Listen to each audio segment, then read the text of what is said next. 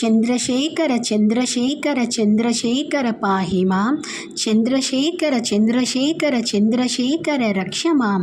రత్నసానుసరాసనం రజతాద్రిశృంగనికేతనం సింజనీకృత పన్నగేశ్వరమచ్యుతానలసాయకం క్షిప్రదగ్ధపురత్రయం త్రిదశాలయరభివందితం చంద్రశేఖరమాశ్రయే మమ కింకరిష్యతి వయ్యమః అని అంటాడు మార్కండేయుడు.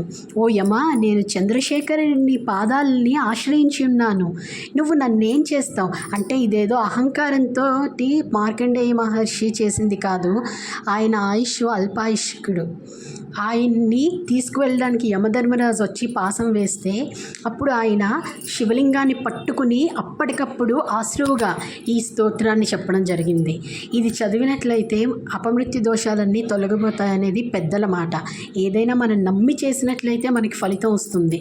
రోజు చదివినట్లయితే ఆరోగ్యం అన్నీ కూడా సక్రమంగా ఉంటాయి.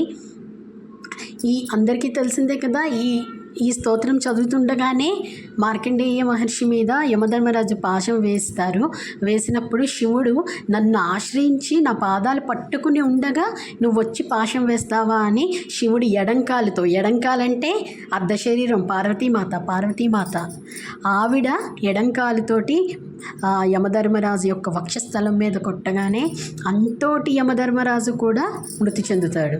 ఎవరు? మృత్యుదేవత యమధర్మరాజు. ఆయన అప్పుడు దేవతలందరూ ప్రార్థించి యముడు ఉండాలి అని చెప్పేసి అందరూ ప్రార్థించడం వల్ల మళ్ళీ శివుడే తిరిగి బతికిస్తారు. త్రయంబకం యజామహే సుగంధిం పుష్టివర్ధనం ఊర్వారుకమైవ బంధనార్ మృత్యోర్ముక్ష్యమమృతాత్. శ్రీమాత్రే నమః. చంద్రశేఖర చంద్రశేఖర చంద్రశేఖర పాహి మాం, చంద్రశేఖర చంద్రశేఖర చంద్రశేఖర రక్ష మాం.